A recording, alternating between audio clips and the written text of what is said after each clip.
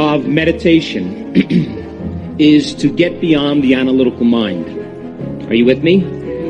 And what separates the conscious mind from the subconscious mind is the analytical mind. And your thinking neocortex, that seat of your identity, this part of the brain, plugs you into three-dimensional reality. And if you couldn't see anything, smell anything, hear anything, taste anything, feel anything, you would have no experience of the three-dimensional reality. So our senses plug us into three-dimensional reality. Yes or no? Yes. So then, when you diminish sensory information and you're not moving and you're still, you're not eating anything, you're not smelling anything, you're not tasting anything, you're not getting up and moving and experiencing and feeling anything, you're not seeing anything, the music is filling the space. Less sensory information in your brain causes your thinking neocortex to slow down. Are you with me still? So then, the neocortex then is busy integrating information. Its job is to create meaning or coherence between what's going on out there and what's going on in here. So it's processing a lot of sensory data, what I'm saying, what you're seeing, what you're hearing, what you're feeling, are you hungry, are you tired, who's next to you, what you smell. All of this information is being integrated into the brain, and if you study the brain and its brain waves, it's beta brainwave patterns. Are you with me still? And beta brainwaves allow us to be analytical. That's what allows us to discern, allows us to learn, compare what we know against what we don't know, to navigate in our life. We need that part of our brain to plug us into the world. And when you wake up in the morning and your eye starts to perceive light, there's a signal that goes right to a nucleus in the brain that signals the sympathetic nervous system, that signals the pineal gland, that makes serotonin, and serotonin starts that process of producing those beta brainwave patterns, and now you're awake and aware in three-dimensional reality. Are you with me still? And most of you right now are in beta brainwaves, but in beta brainwaves, you are separate from the subconscious mind because you're in your conscious mind. Yes or no? But if I said to you, oh, I forgot to tell you there's a test at the end of the morning this morning. You can't go to lunch unless you pass the test. It's only 125 questions. You would kind of lean in a little bit more, and you turn that light bulb of your brain up a little brighter, and now you would move into a mid-range beta, and that's called eustress. That's good stress. If you're getting ready to give a lecture, you're getting ready to, or you're at a dinner and you're meeting a bunch of people and you want to learn their names, you're going to pay attention a little bit more. You understand? So the brain perks up a little bit more and you move into mid-range beta. Now, when you're angry, when you're frustrated, when you're resentful, when you're impatient, when you're judgmental, you move, or fearful or anxious, you move into a very, very high range called high beta brainwave patterns that's more than 3 times as high as low-level brainwave patterns.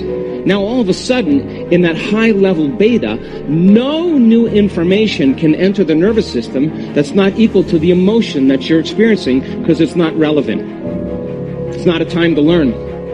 It's not a time to open your heart. It's not a time to create. It's not a time to sit still. You'll be eaten. And the survival gene is switched on. And when you're in high beta, you get overly analytical. And now you're moving further away from the operating system where you have to make those changes in those subconscious programs. Are you with me still? And people get stuck in this state. And when they're stuck in this state, it's like driving your sports car in first gear on the freeway. You're going to burn out sooner or later. And so now the person is in survival.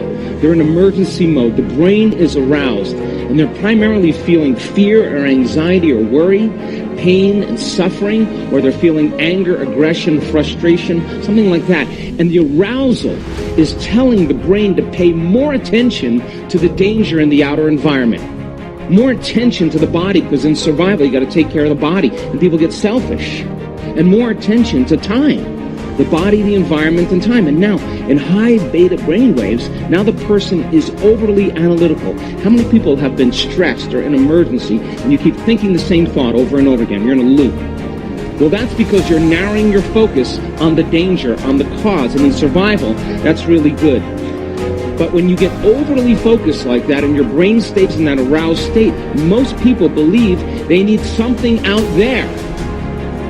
some exogenous substance, something, shopping spree, gambling, video gaming, a drug, a drink, something to change their inner state. And now they're dependent on their outer world to change their inner world. That's a subconscious program. And they're giving their power away to whatever it is that's going to help them to sedate the brain and body. Are you with me still? When you're in that aroused state, you're changed, you're altered in some way, you're not your normal self. You're an emergency. The body is saying, hey, there's a threat. There's danger out there. And you draw from this invisible field of vital energy, your life force, your reserve of energy. And you're turning it into chemistry to deal with that danger in your outer world. And it takes an enormous amount of the body's resources to be able to adapt to that condition, because when you're in an emergency like that, your body is a priority. And the arousal causes you to pay more attention to your body, more attention to the cause in your outer environment. So now, you're narrowing your focus on whatever it is in the outer world because you have to pay attention to that danger. And that arousal then causes a very specific type of focus called the convergent focus. Are you with me still? And the hormones of stress heighten the senses. And now we become materialists. And now we're defining three-dimensional reality because that's what our senses are telling us is real. Are you with me still? Now, in this state, the arousal, the mobilization of energy that's created, the person then feels a rush of energy. And now they're prepared for that danger. And in survival, you got three choices. Run, fight, or freeze and hide. Now, how many people have been under stress and they're either they feel like they need to take somebody out, they feel like they need to run away from their life, or they need to go hide in the closet until it passes. And people spend the majority of their life, 70% of the time, always preoccupied with imminent danger because the chemicals are still running and they're looking for the next danger because they're perceiving the world through the lens of survival. They're in emergency mode. Now, if you're being chased by Tyrannosaurus Rex, it's a good idea to switch on that system, the autonomic nervous system, the body's innate system for balance, to keep the body healthy and in balance, has to make a decision. It says, oh my God, there's whiskers, pointed ears, stripes. This thing out there looks potentially dangerous.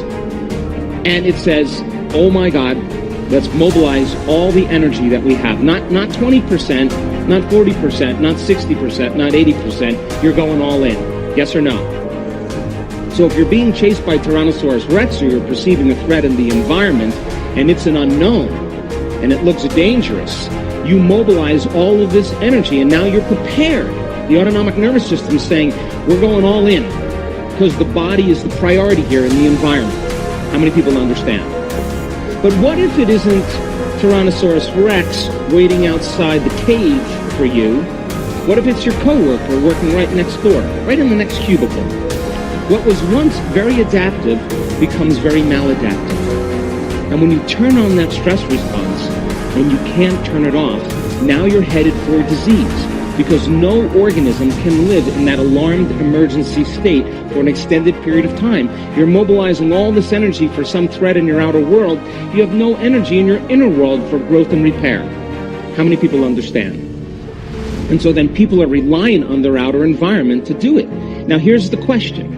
If the survival gene is switched on and your brain is in high beta, and the whole purpose of meditation is to slow your brain waves down from beta, high beta, to mid-range beta, to low-level beta, cross the analytical mind, get into alpha. When the survival gene is switched on, you would have to agree with me, it's not a time to create.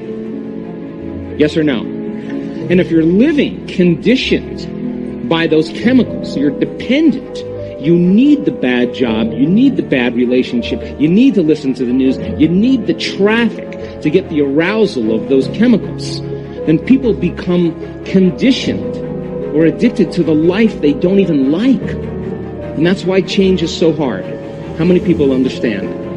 And when that chemical cocktail is released, there'll always be a gap between the way things appear and the way things really are. And if you react during that time, you will always say the same thing.